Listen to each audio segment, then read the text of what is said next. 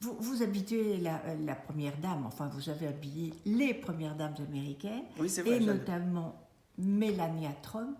Est-ce qu'elle choisit aussi, puisque vous l'habillez, vous la conseillez, est-ce qu'elle choisit des robes dans vos collections, à vous, Hervé Pierre? Alors oui, elle sélectionne des modèles.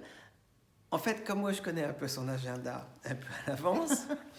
Je connais en général le programme de ce qu'elle va faire. Et pour moi, le secret de l'élégance, c'est d'être bien habillé pour la situation en cours. Donc, effectivement, il y a des... En général, je vois 2-3 pièces, je me dis ça, ce serait bien pour elle. Je ne pousse pas du tout, mais je lui fais une présélection de choses. Par exemple, le jumpsuit que porte Camille, elle l'avait commandé.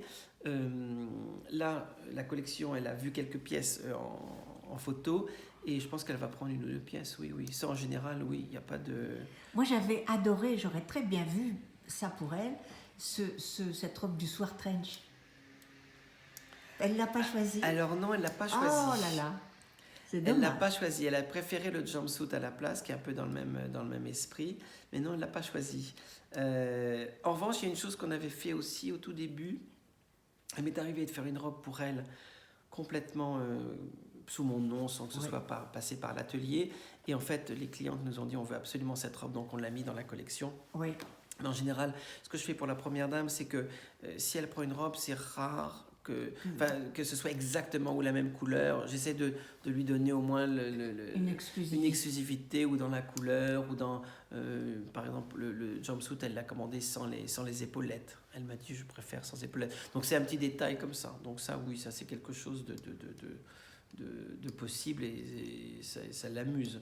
Et puis de toute façon, non, elle aime les belles choses. Alors évidemment, quand elle porte nos robes, elle les aime beaucoup puisque c'est vrai que c'est une sensation. Ça lui va vachement bien. Oui, c'est vrai que ça lui va très très bien et puis nous, ça nous fait plaisir bien évidemment. Mais là, c'est marrant parce que l'autre jour, elle m'a envoyé une photo d'une robe que je lui avais fait voir l'année dernière. Elle la voit chez Bergdorf en photo. Elle me dit « Ah, mais j'aime bien cette robe, pourquoi je ne l'ai pas ?» Ben écoutez, pourtant je vous l'ai fait voir. Je peux très bien vous la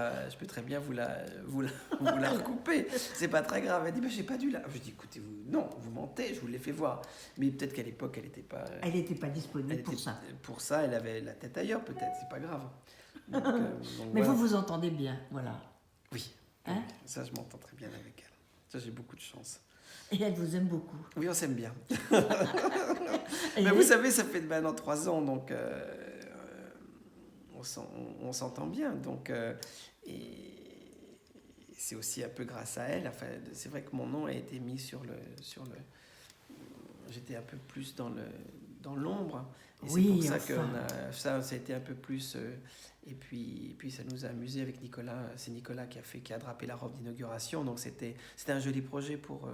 Oui, non, mais nous, les gens qui connaissons la mode, on vous connaît depuis très longtemps. Ah oui, ça c'est... Enfin, moi, j'étais toujours un peu dans l'ombre. J'étais toujours le ghostwriter, celui qui écrit derrière c'était un peu celui qui fait du playback. Moi, j'étais derrière le rideau et je chantais et la personne devant simplement bougeait les lèvres. Mais j'ai passé de très bonnes années en étant un peu caché. Maintenant, avec la société, c'est différent puisqu'on est plus en vue. Et puis, c'est très curieux de voir son nom sur une grille. Enfin, je vous dis tout de suite. Moi, je me surprends toujours quand je vois mon nom accroché. Il y a une très jolie histoire d'Herrera, d'ailleurs. C'était très amusant. Mrs. Herrera, il y a des années, était très amie avec la reine d'Angleterre et surtout avec Margaret. Et elle était invitée au château de Windsor, et quand vous arrivez au château de Windsor, on vous donne un butler, une femme de chambre, une camériste, enfin tout le service pour chaque invité. Et une des femmes de chambre des caméristes qui s'occupaient de la garde-robe de Mrs. Herrera pendant son séjour à Windsor, rangeait donc, faisait les valises et rangeait les pièces. Et alors, à la fin, quand elle avait fini de ranger les vêtements, elle demande à Mrs. Herrera, elle dit à Mrs. Herrera, elle m'a dit, vous savez, elle dit, j'ai vu beaucoup de gens chics, mais elle m'a dit ça, de mettre votre nom dans vos robes pour savoir que ce sont les vôtres, c'est quand même quelque chose de... Et Mrs. Herrera trouvait ça, parce qu'elle ne savait pas que Mrs. Herrera était un designer et que c'était la marque.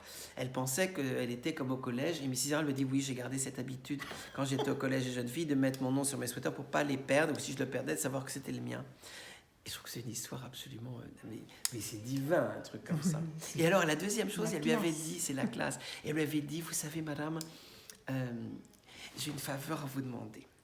J'ai vu que vous aviez des chaussures Manolo Blahnik et on a la même taille et j'ai jamais mis mon pied dans un soulier Manolo Blahnik et je voudrais savoir si vous m'autorisiez à mettre mon pied dans un soulier Manolo Blahnik pour une fois dans ma vie, pour avoir la sensation. Alors Mrs. Errard lui fait, je vous en prie, essayez une paire de chaussures. Mrs. Errard vient à Paris, elle me dit, bon, alors on commande des chaussures parce que je dois en envoyer à Windsor pour ma femme de chambre. Elle n'a jamais porté de Manolo Blahnik et je veux lui envoyer 2-3 paires pour lui faire plaisir. Donc je suis allé chez Manolo, j'ai fait une sélection et on a envoyé les chaussures Manolo Blahnik pour la camériste de Madame Herrera à Windsor. J'ai trouvé que c'était une jolie... une jolie histoire. Ouais. Mais ça, ça fait partie de l'élégance. De l'élégance. Ça fait partie de la haute couture. Oui, tout à fait. Parce que la haute couture, c'est pas uniquement une robe. Hein. La haute couture, c'est la façon dont vous bougez, la façon dont vous parlez, la conversation, les fleurs. C'est l'attitude. Si vous avez une robe haute couture, que vous êtes une vraie punaise et que vous êtes odieuse, la robe devient immédiatement moche.